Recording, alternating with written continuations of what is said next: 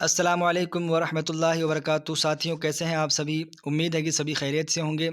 آج میں آپ لوگوں کے سامنے ایک سبق لے کر آیا ہوں سیکنڈ گریڈ سلیبس سے، جو کہ درجہ 9 کے اندر موجود ہے۔ اوس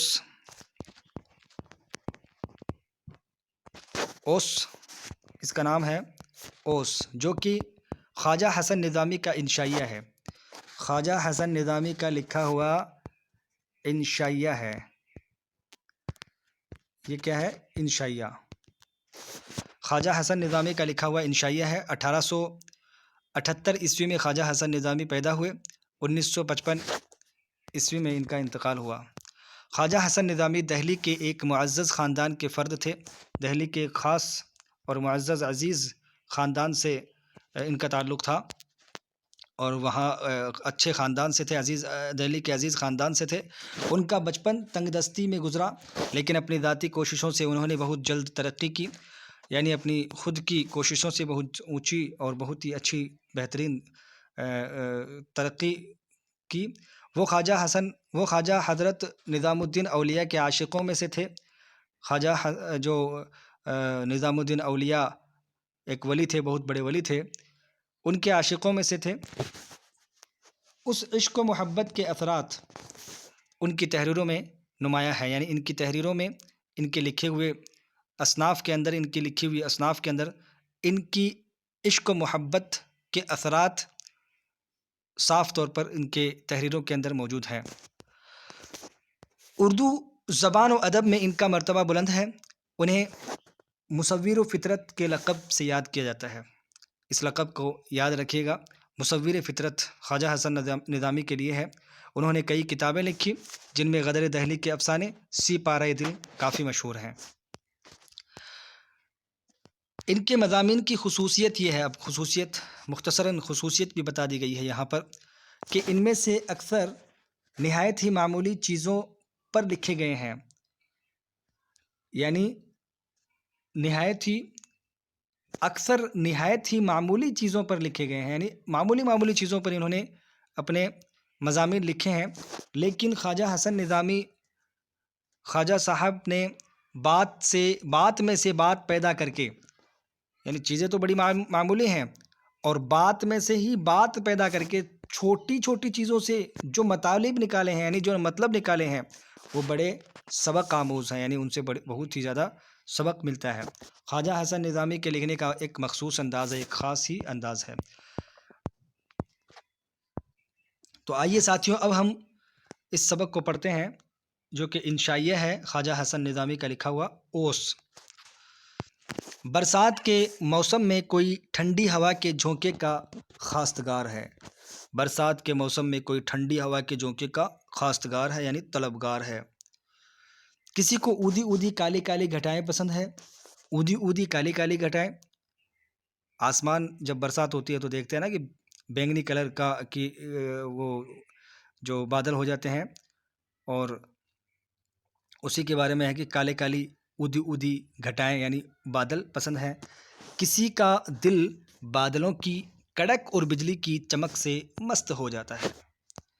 مجھ کو تو برسات کی یہ ادا بھاتی ہے کہ مہ برس کر کھل جاتا ہے اور صاف آسمان کی رات گزر جاتی ہے، تو صبح کے وقت درختوں، پھولوں اور جنگل کے گھاس کی عجیب شان ہوتی ہے، اور اس کے قطرے پھولوں کی پتیوں پر ایسے چپ چاپ نظر آتے ہیں جیسے رات کو آسمان کے تارے تھے۔ رات کو آسمان کے تارے جس طرح سے نظر آ رہے تھے، صبح جب اٹھتے ہیں تو اس کی بوندیں ان پتوں پر اس طرح سے نظر آ رہی ہیں جیسے آسمان کے تارے تھے۔ کیا خبر ہے، یعنی کون جانتا ہے کہ رات کے وقت تارے ٹوٹ پڑے ہوں اور یہ انہی کی گلے افشانیاں ہوں، کہ رات کے وقت تارے ٹوٹ گئے ہوں اور یہ جو پھول جیسے بکھرے ہوئے ہیں، یہ انہی کی طرف سے، وہی انہی کے ٹوٹے ہوئے بکھر گئے ہوں، ٹوٹ کر بکھر گئے ہوں، انہی کے قطرے ہوں۔ کہتے ہیں کہ اوس میں سونا، اوس میں پھرنا جس میں انسانی کے لیے مضر ہے، یعنی لوگ کہتے ہیں کہ اوس میں سونا پھرنا انسان کے جسم کے لیے نقصان دائق ہے، مضر ہے۔ خبر نہیں یہ کیوں کہتے ہیں، خبر نہیں یہ کیوں کہتے ہیں، خدا کی ساری مخلوق تو اوس باری سے تر و تازہ اور نہال ہو جاتی ہے۔ یعنی خدا کی جتنی بھی مخلوق پیدا کی گئی ہے، جانور، چرند پرند، ان کو تو جب اوس ہوتی ہے تو خوشی ہوتی ہے، تو انسان بھی ایک مخلوق ہے، تو اس سے کیوں کر نقصان پہنچ سکتا ہے؟ یہ تو سائنس والے ہی بتائیں گے کہ اوس کیا چیز ہے، سائنس والے ہی بتائیں گے کہ اوس کیا چیز ہے، کہاں سے آتی ہے، کیوں آتی ہے۔ فقیر تو اتنا جانتا ہے کہ اوس قدرت ربانی کا عجیب و غریب جلوہ ہے، یعنی اللہ تبارک و تعالیٰ کا، قدرت ربانی کا ایک بہترین جلوہ ہے۔ جن کی آنکھ سویرے بیدار ہونے کی عادی ہے، وہ صبح کے وقت سورج نکلنے سے پہلے اوس میں ذات الہی کے ہزاروں جلووں کا مشاہدہ کرتے ہیں۔ یہ بات کہ جو لوگ صبح فجر میں اٹھنے کے عادی ہیں، صبح جلدی اٹھنے کے عادی ہیں، صبح جلدی اٹھتے ہیں، اور جب وہ نماز کے لیے جلدی اٹھ کر کے جاتے ہیں، تو وہ اللہ تبارک و تعالیٰ کے صبح صبح کے کتنے جلووں کو، ہزاروں جلووں کو وہ دیکھتے ہوئے، صبح صبح کی بھینی بھینی ٹھنڈی ٹھنڈی ہوا، اور صبح صبح کی جو گھٹائیں ہیں، صبح صبح کا جو ماحول ہوتا ہے، چڑیوں کا چہچہانا، یہ ساری چیزیں وہ دیکھتے ہوئے جاتا ہے، اور اوس بھی اس وقت ہی ہوتی ہے۔ ایک شخص کو دیکھا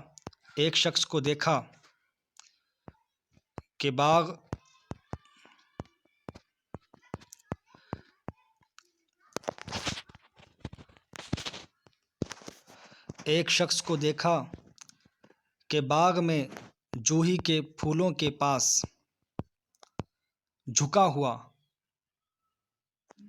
کچھ دیکھ رہا ہے، اور ایسا مستغرق ہے یعنی ایسا ڈوبا ہوا ہے، مستغرق یعنی ڈوبا ہوا ہے یا ڈوبا ہوا تھا، کہ دنیا و ما فیہا کی خبر نہیں، یعنی دنیا اور دنیا کے اندر جو کچھ بھی ہے، دنیا و ما فیہا کا مطلب دنیا اور دنیا کے اندر جو کچھ بھی ہے اس کی خبر نہیں تھی۔ در حقیقت جوہی کے پھول پر اوس کا انداز قیامت کا ہوتا ہے، یعنی کہنے کا مطلب ان کا یہ ہے کہ جوہی کے پھول کے اوپر جو اوس کا انداز ہوتا ہے وہ بہت ہی بہترین ہوتا ہے، دیکھنے لائق ہوتا ہے، قیامت کا ہوتا ہے۔ چھوٹا پھول، نازک پتیاں، اور اس پر اوس کی ننھی ننھی بوندیں، حس و حرکت کرنے والے دل کے لیے محشر سے کم نہیں، یعنی وہ دل جس کا دل حرکت کرتا ہو، سنسنی پھیلانے والا دل جو ہوتا ہے، اس کے لیے کوئی محشر سے کم نہیں، یعنی قیامت سے کم نہیں۔ اوس کی عمر بہت چھوٹی ہے، رات کو پیدا ہوتی ہے اور سورج نکلتے وقت مر جاتی ہے۔ اوس کی سیرابی باران رحمت کی طرح ہر خاص و عام، چھوٹے بڑے، اونچے نیچے کے لیے یکساں مفید ہے، یعنی کہنے کا ان کا مطلب یہ ہے کہ اوس کا برسنا، اوس کی سیرابی ہر خاص اور عام، چھوٹے بڑے، نیچے اونچے نیچے، سب کے لیے برابر فائدہ مند ہے، یکساں مفید ہے، ایک جیسا برابر فائدہ مند ہے۔ مگر میں سورج کا مقابلہ کرتا ہے، بادلوں کے لشکر لاتا ہے، تو آفتاب کو پوشیدہ ہونا پڑتا ہے۔ بادلوں کا لشکر لاتا ہے تو آفتاب کو پوشیدہ ہونا پڑتا ہے، آفتاب یعنی سورج کو چھپنا پڑتا ہے۔ مگر اوس بیچاری بڑی ڈرپوک صلح کل ہے، یعنی صلح کل ہے، یعنی سب سے مل جل کر رہنے والی، صلح کر کے رہنے والی۔ آسمان پر جب سورج کا عمل دخل نہیں رہتا اور بادل بھی اپنے گھروں سے چلے جاتے ہیں، اس وقت یہ نمودار ہوتی ہے، یعنی آسمان جب سورج آسمان پر سورج نہیں رہتا اور بادل بھی چلے جاتے ہیں، اس وقت یہ نمودار ہوتی ہے اور سورج کے نکلنے کے ساتھ ہی جان دے دیتی ہے۔ اب ابھی تو اوس کا وقت چل رہا تھا، ابھی بہت اوس پڑی تھی ہمارے ادھر بھی۔ انسان اگر یہ شکایت کرے تو حق بجانب ہے، یعنی اس کے حق کی طرف سے ہے۔ یہ حق ہے کہ اوس تمام در و دیوار کو، یعنی تمام در یعنی دروازے، دیوار کو، شجر اور حجر، شجر یعنی پیڑ پودے، درخت، اور حجر مطلب پتھر، حجر کا مطلب پتھر۔ اوس تمام در و دیوار کو، شجر و حجر کو ترک کر دیتی ہے، یعنی در دیوار کو، دروازوں کو، دیواروں کو، پیڑ پودوں کو اور پتھروں کو بھی ترک کر دیتی ہے، مگر کسی پیاسی زمین کی تشنگی دور نہیں کر سکتی۔ یعنی کوئی اگر زمین پیاشی ہے تو اس کی پیاس کو دور نہیں کر سکتی۔ اردو زبان میں ایک مثل ہے، یعنی ایک کہاوت ہے کہ اوس جب پڑتی ہے تو ہاتھی بھیگ جاتا ہے۔ گویا ہاتھی اوس میں نہا لیتا ہے مگر چڑیا کی پیاس نہیں بجھتی۔ یہ قدرت کا ایک گہرا راز ہے، اس میں اوس کی کچھ شکایت نہ کرنی چاہیے، یعنی کوئی اوس کی اس میں شکایت نہیں ہے کہ اوس سے ہاتھی بھیگ جاتا ہے لیکن چڑیا کی پیاس نہیں بجھتی۔ بہرحال اللہ تبارک و تعالیٰ کی نشانیوں میں سے اوس بھی ایک نشانی ہے، جس کو دیکھ کر دل حق پرست یعنی خدا کو پانے والا دل، خدا پرست دل، عرفان یزداں یعنی خدا کے پہچان کے، دل حق پرست میں یعنی خدا پرست دل میں عرفان یزداں یعنی اللہ تبارک و تعالیٰ خدا کی پہچان کے جذبات پیدا ہوتے ہیں۔ یعنی اللہ کی نشانیوں کو جب دیکھتے ہیں، اللہ کی نشانیوں کو، جتنی بھی نشانیاں اللہ کی طرف سے بنائی ہوئی ہیں، زمین، آسمان، سورج، چاند، برسات، چرند پرند اور بھی چھوٹی چھوٹی چیزیں، خواجہ حسن نظامی نے اللہ کی اس نشانی اوس پر ایک بہترین انشائیہ لکھا ہے، بہترین مضمون لکھا ہے، اور ہم لوگ اس کے جو الفاظ ہیں ان پہ بھی غور کریں گے اور اس کو پڑھ لیں گے انشاءاللہ۔ آپ لوگ اسی طرح پڑھتے رہیے اور انشاءاللہ اس کا ٹیسٹ بھی لیا جائے گا۔ السلام علیکم ورحمۃ اللہ وبرکاتہ۔